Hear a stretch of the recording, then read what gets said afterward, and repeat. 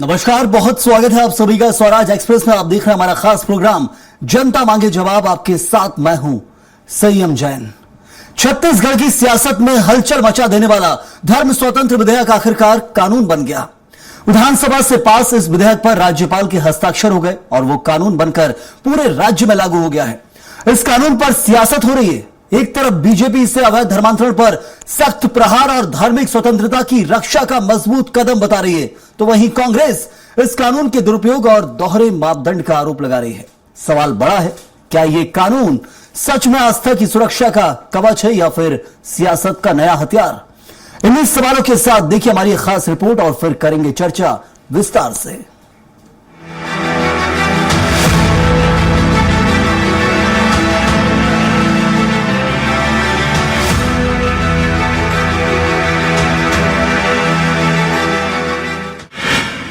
छत्तीसगढ़ में धर्म स्वातंत्र्य कानून लागू। अवैध धर्मांतरण पर 10 साल तक की सजा।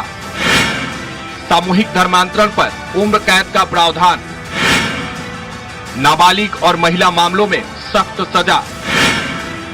धर्म परिवर्तन से पहले 60 दिन की सूचना जरूरी। कांग्रेस ने उठाए कानून पर सवाल। दीपक बैस बोले दुरुपयोग का खतरा। बीजेपी ने कानून का किया स्वागत। पुरंदर मिश्रा ने कहा भ्रम फैलाने वालों पर लगाम लगाएगा कानून। राज्यपाल की मंजूरी के बाद छत्तीसगढ़ में नया धर्म स्वातंत्र्य कानून लागू हो गया है। कानून में अवैध धर्मांतरण के खिलाफ कड़े प्रावधान किए गए हैं। अब बल, प्रलोभन, धोखे या दबाव में धर्म परिवर्तन कराने पर 7 से 10 साल की जेल और कम से कम 5 लाख रुपए जुर्माना तय किया गया है। अगर पीड़ित महिला, नाबालिग या SC, ST और OBC वर्ग से है तो सजा बढ़ाकर 10 से 20 साल तक हो सकती है। वही सामूहिक धर्मांतरण के मामले में उम्र कैद तक का प्रावधान रखा गया है। नए कानून के तहत धर्म परिवर्तन से पहले 60 दिन पहले कलेक्टर को सूचना देना जरूरी है। साथ ही धार्मिक अनुष्ठान कराने वाले व्यक्ति को भी पूर्व में जानकारी देनी होगी। नियमों का उल्लंघन सीधे गिरफ्तारी का आधार बन सकता है। कांग्रेस ने इस कानून को लेकर सवाल खड़े कर दिए हैं। प्रदेश अध्यक्ष दीपक बैस का कहना है कि कानून का दुरुपयोग नहीं होना चाहिए। धर्म स्वतंत्र विधेयक पर राज्यपाल ने हस्ताक्षर कर दिया है। हम उम्मीद करते हैं कि इस कानून का उपयोग किसी निर्दोष लोगों पर और इस कानून का उपयोग किसी दुरुपयोग नहीं होगा। वहीं बीजेपी ने इस कानून को ऐतिहासिक बताते हुए स्वागत किया है। विधायक पुरंदर मिश्रा ने कहा कि यह कानून भ्रम फैलाने वालों पर लगाम लगाएगा। बीजेपी सभी धर्मों का सम्मान करती है, लेकिन प्रलोभन के जरिए धर्मांतरण बर्दाश्त नहीं किया जाएगा। हमारा चारों धर्म का हम सम्मान करते हैं और भारत धर्म समानता के हिसाब से देखता है, परंतु धर्म के नाम से कोई व्यभिचार करेगा, कोई अनाचार करेगा, कोई गलत प्रचार करेगा, कोई मिथ्या प्रलोभन देगा, कोई धोखे में रहेगा, उसको हम बर्दाश्त नहीं करेंगे। कुल मिलाकर छत्तीसगढ़ में धर्म स्वातंत्र्य कानून लागू होते ही सियासत पूरी तरह गर्मा गई है। एक तरफ बीजेपी से अवैध धर्मांतरण पर सख्त कार्रवाई और आस्था की सुरक्षा का मजबूत कदम बता रही है, तो वहीं कांग्रेस इस कानून के दुरुपयोग और दोहरे मापदंड का आरोप लगा रही है। कानून के कड़े प्रावधान और उस पर सियासी वार पलटवार इशारा कर रहे हैं कि आने वाले दिनों में यह मुद्दा और भी ज्यादा गरमाने वाला है। अब देखना होगा कि ये कानून जमीनी स्तर पर कितना असरदार साबित होता है और क्या ये सच में सुरक्षा का कवच बनता है या फिर सियासत का नया हथियार। स्वराज एक्सप्रेस के लिए रायपुर से दिलीप साहू की रिपोर्ट। चलिए इसी मुद्दे पर करेंगे चर्चा और चर्चा के लिए हमारे साथ खास मेहमान मौजूद हैं। परिचय करवा देते हैं आपसे। दयावंत बांदे बीजेपी नेता हैं, अजय गंगवानी कांग्रेस के प्रवक्ता। आप दोनों का बहुत स्वागत और PC रथ वरिष्ठ पत्रकार, आपका ही बहुत बहुत स्वागत इस चर्चा में जुड़ने के लिए। दयावंत जी, ये शुरुआत तो कर दी, कानून बनाकर विधानसभा में पारित हुआ, उसके बाद राज्यपाल के हस्ताक्षर के साथ प्रदेश में कानून लागू हो चुका है। कितना फर्क बीजेपी देखती है पुराने कानून के मुकाबले? इस कानून से कितना जो बदलाव है धर्मांतरण में छत्तीसगढ़ के अंदर वो आने वाला है? प्रावधान बहुत सारे हैं, यहां तक कि उम्र कैद की सजा तक का प्रावधान किया गया है, लेकिन क्या ये जो धर्मांतरण के लिए आगे बढ़कर कराने की जो कोशिश करते थे, सामूहिक धर्मांतरण के लिए एक पूरा गैंग चलता था, क्या उस गैंग में इससे दहशत फैलेगी इस कानून से?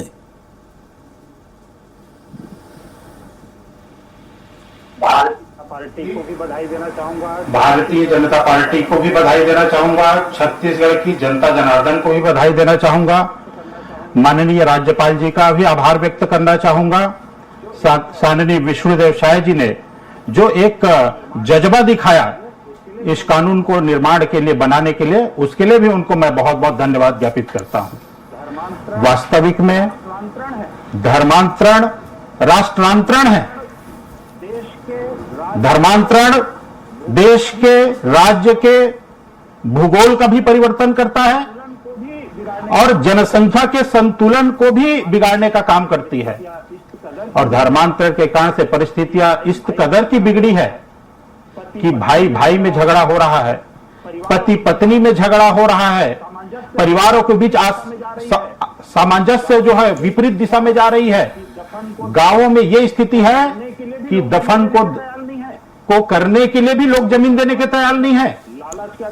ये जो धर्मांतरण लालच के आधार पे किया गया, करने की साजिश रची गई, भ्रम फैला के किया गया, स्वास्थ्य के आड़ में करने का जो पहल करते रहे हैं ये लोग, दबाव में करने का, एक बोरी चावल पैरासीटामोल देकर के बुखार को ठीक कर लेना, उसके आधार में यदि धर्मांतरण की गतिविधियां चलती रही है, इसमें 50 वर्षों तक कांग्रेस। हमने देखा धर्मांतरण को लेकर प्रदेश में बहुत हंगामा हुआ है। दयाबंद जी, बहुत हिंसा हुई है। बीते साल भी बहुत हिंसा हुई कांकेर में।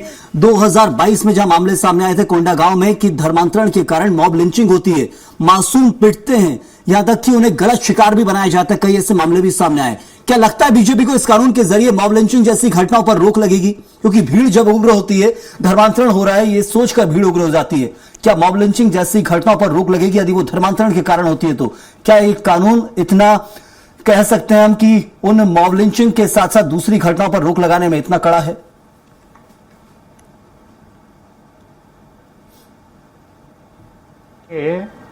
इस कानून का भय अब इस कदर का रहेगा कि इस घटना के आधार पर तो भीड़ ही जमा नहीं होगी, क्योंकि भीड़ के आधार पर यदि कहीं आपने धर्मांतरण को अंजाम देने का प्रयास किया, आजीवन कारावास है। और यदि आपने उसको दोबारा घटना करी तो उम्र कैद की सजा का प्रावधान है, 25 लाख रुपए उस पर जुर्माना है। लोगों की हिम्मत नहीं है और हिम्मत नहीं होगी कि वो भीड़ लगा करके और सामूहिक धर्मांतरण की घटना को अंजाम देंगे, तो मॉब लिंचिंग का तो विषय ही खड़ा नहीं होता भविष्य में। ऐसी घटना अतीत में घटी। मैं लौटता हूं आपके पास। इस वक्त अजय गंगवानी जी हमारे साथ है। अजय जी, क्या लग रहा है क्या ये बदलाव आ जाएगा इस कानून से? क्योंकि धर्मांतरण का विरोध तो कांग्रेस भी करती है, यदि मैं गलत नहीं हूं तो, धर्मांतरण का, लेकिन फिर इस कानून में इतनी आपत्ति ढूंढी जा रही है। क्या लग नहीं रहा है कि दूसरे राज्यों से अलग ये कानून है, उम्र कैद की सजा का प्रावधान है, कुछ तो दहशत फैलेगी, कुछ तो कमी आएगी? प्रयत्न है कि आप इस बात में डिबेट रखी है। दहशत फैलाना, लोगों में डर फैलाना, ये किसी प्रकार से किसी विधेयक, किसी कानून का उद्देश्य अपराधियों में जो मंशा रखते हैं धर्मांतरण की गलत मंशा से। मैं कंप्लीट कर लूं। मैं महत्वपूर्ण बात कह रहा हूं कि कांग्रेस पार्टी धर्मांतरण के खिलाफ है, भारतीय जनता पार्टी के साथ कंधे से कंधा मिला खड़ी है। परंतु जिस प्रकार से इस कानून में जो प्रावधान किए गए, वो सीधा सीधा आने वाले समय में इस कानून के दुरुपयोग के लिए सीधा अंदेशा दिखाता है। महत्वपूर्ण बात है कि अगर आपको जब इस विधेयक पर चर्चा हो रही थी विधानसभा में, हमारी कांग्रेस पार्टी के विधायकों ने स्पष्ट रूप से कहा इस पूरे विधेयक पर प्रवर समिति को मामला सौंपा जाए। पूरे प्रवर समिति इस बात की समीक्षा करेगी कि ये जो विधेयक लाया जा रहा है वो संवैधानिक उसके प्रारूप के अनुरूप नहीं है, क्या ये मौलिक अधिकारों का हनन का कहीं इसमें प्रयास तो नहीं किया जा रहा है। कोई भी विधेयक लाने के पीछे ये महत्वपूर्ण उद्देश्य होना चाहिए संयम जी, कि उस कानून के साथ साथ किसी प्रकार से, देखिए महत्वपूर्ण है कि देश का संविधान का जो आर्टिकल 14, 15 और 25, ये 3 आर्टिकल स्पष्ट रूप से आपके मेरे या भाजपा के प्रवक्ता मित्र बैठे हैं, सबके मौलिक अधिकार के संरक्षण की बात करता है। ये जो इस प्रकार के इसमें प्रावधान लाए गए हैं, ये सीधा सीधा इस आर्टिकल 14, 15 और 25 किसी भी व्यक्ति के जो मौलिक अधिकार है, उसकी धार्मिक स्वतंत्रता का अधिकार है, उसमें सीधा जो है इसमें हनन का है। अजय जी, वो बोल तो रहे हैं देना प्रावधान, कलेक्टर के पास जाइए, 60 दिन के अंदर पहले आवेदन दीजिए, वो जांच होगी और बिल्कुल करिए आप। जी संयम जी, मेरा एक निवेदन है, मुझे 2 मिनट दीजिए, कुछ आपके प्रश्नों को छोड़ लीजिए, फिर मैं बिंदु और बात करूं, मैं आपके सारे प्रश्नों का जवाब। देखिए महत्वपूर्ण बात है, देश का आर्टिकल, संविधान का आर्टिकल 25 से 28 प्रत्येक व्यक्ति को अधिकार देता है कि स्वतंत्रता से अपना धर्म परिवर्तन कर सकता है।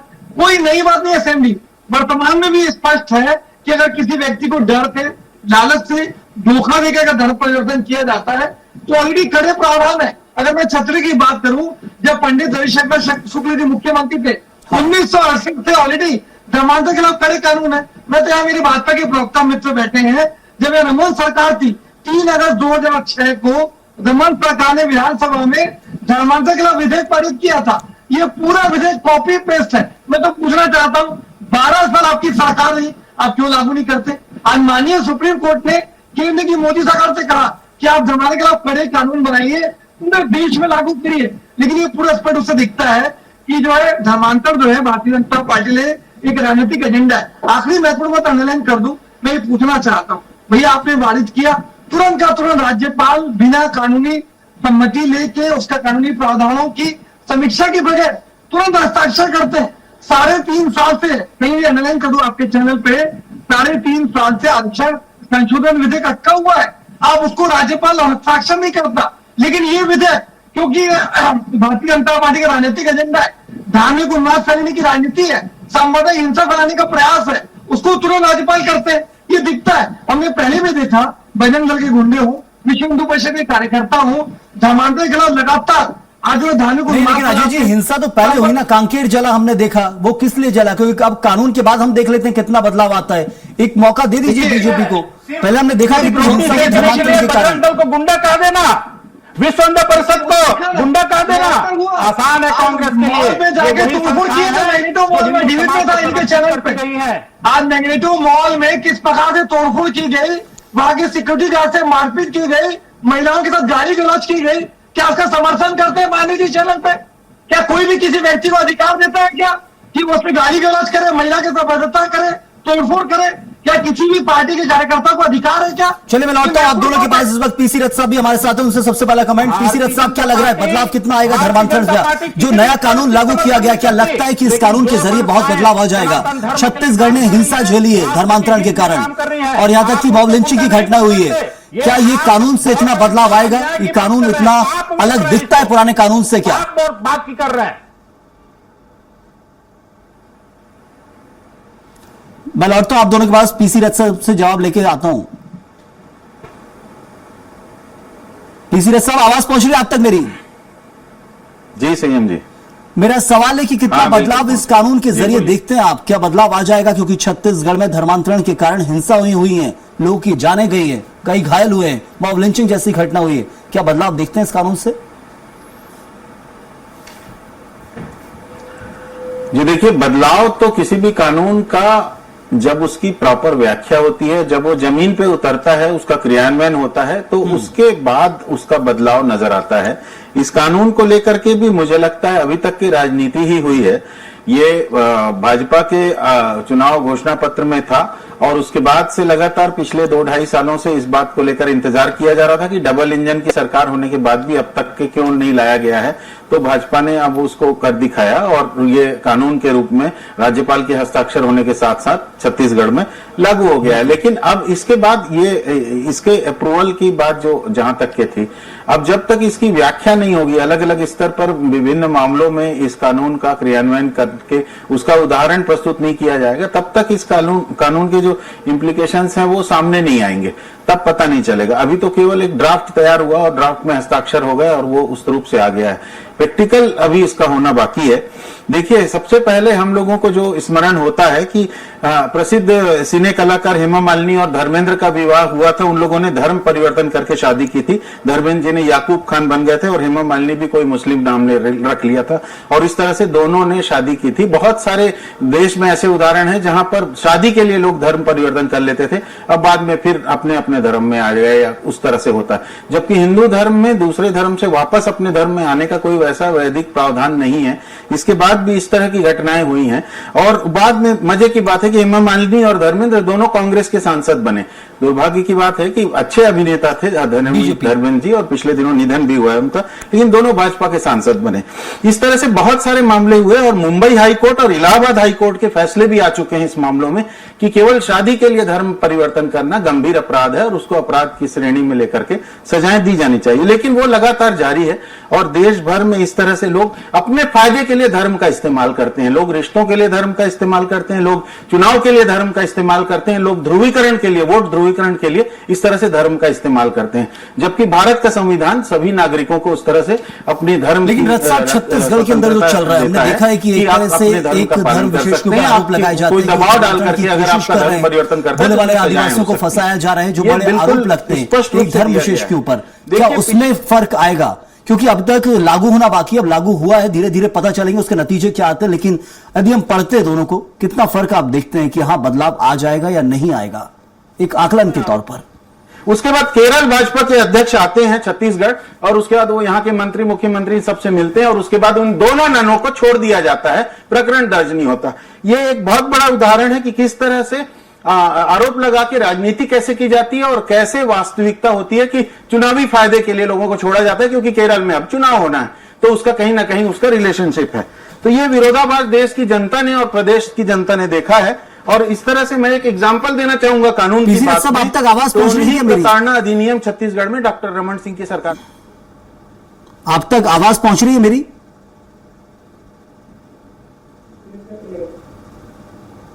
छत्तीसगढ़ में अभी भी होते हैं, सामाजिक पिछड़ापन का एक कारण है वो। चलो मैं लौटता हूं, मुझे लगता है टेक्निकल इश्यूज के कारण मेरी आवाज उन तक नहीं पहुंच पा रही, उनकी आवाज तो हम तक पहुंच रही है। इस वक्त मैं ये सवाल ले लेता हूं बीजेपी के प्रवक्ता जो हमारे साथ हैं। दयावन जी, ये फर्क की बात की जाती है, बहुत सारे ऐसे उदाहरण हैं, एक दुरुपयोग की बात होती है, कानून का बहुत दुरुपयोग किया जाएगा, ये आरोप कांग्रेस की तरफ से लगते हैं। क्या बीजेपी आश्वस्त है कि इसका दुरुपयोग नहीं होगा? और जो जितनी घटनाएं, जितने आंकड़े बढ़े हैं वक्त के साथ, कि वक्त के बदलते वक्त के दौर के साथ ही जो आंकड़े बढ़े हैं धर्मांतरण के, उनमें बहुत कमी आ जाएगी, खत्म हो जाएंगे?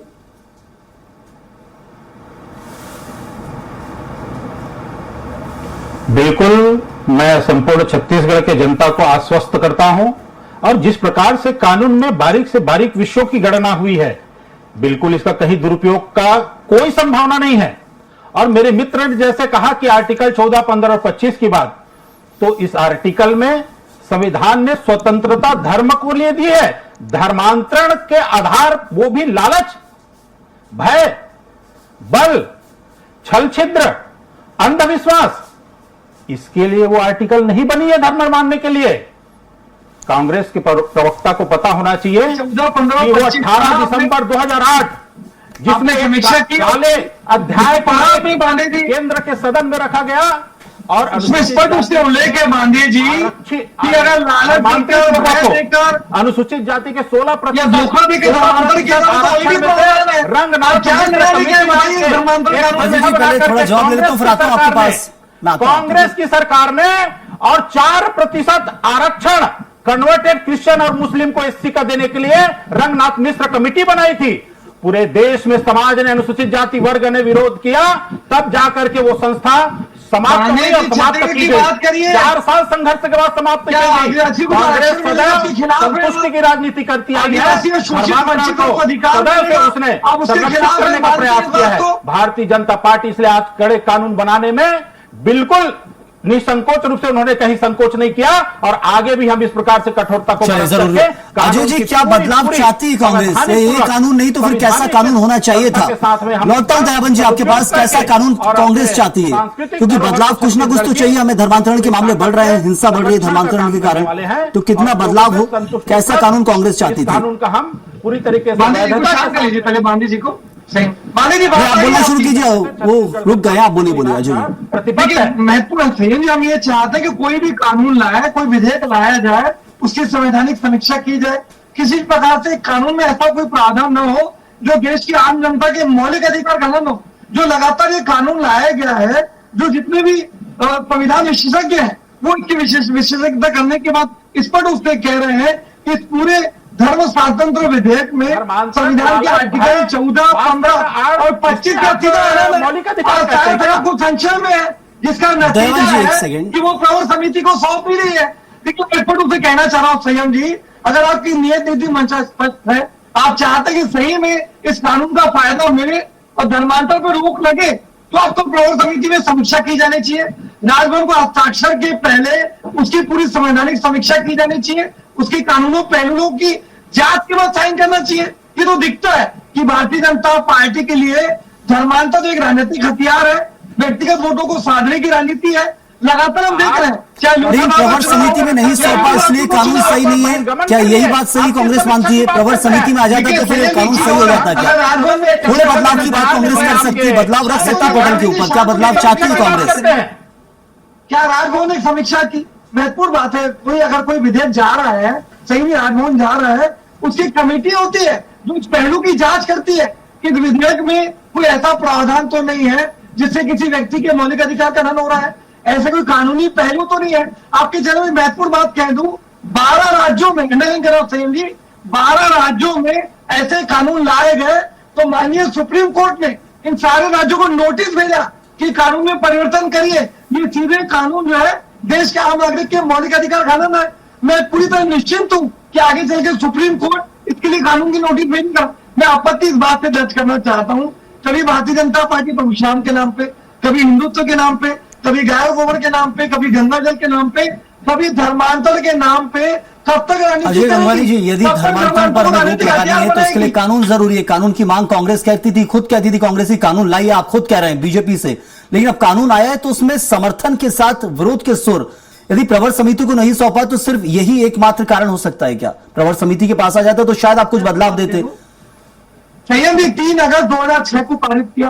कानून पारित करने से ज्यादा जरूरी है उस कानून को सही ढंग से धरातल पे लागू किया जाए, उसमें ठोस पहल की जाए ताकि सही परिणाम आए। मैं तो पूछना चाहता हूँ 3 अगस्त 2006 12 साल आपकी रमन सरकार रही, आप क्यों उसके प्रावधान लागू नहीं करते? मैं महत्वपूर्ण बात कहना चाह रहा हूँ, वर्तमान में ऑलरेडी छत्तीसगढ़ में नहीं पूरे देश में कानूनी प्रावधान है कि अगर कोई व्यक्ति लालच के आधार पर, डर के आधार पर या उसको धोखा देकर परिवर्तन किया जा रहा है तो उसके लिए तो कानून में प्रावधान है। ये बदलाव की मांग आप कर रहे हैं क्योंकि बहुत सारे बदलाव हैं, लेकिन अब कानून जमीन पर उतरेगा, कितना फर्क आएगा उसका इंतजार कर लेते हैं। पीसी रथ साहब, ये कांग्रेस का जो विरोध है इस कानून को लेकर कि प्रवर समिति को नहीं सौंपा गया, कुछ संवैधानिक जो कहा जा रहा है कि उनका उल्लंघन है, एक तरह से हम कहते हैं कि अनुच्छेदों का उल्लंघन किया जा रहा है, क्या आरोप ये सही मानते हैं क्या?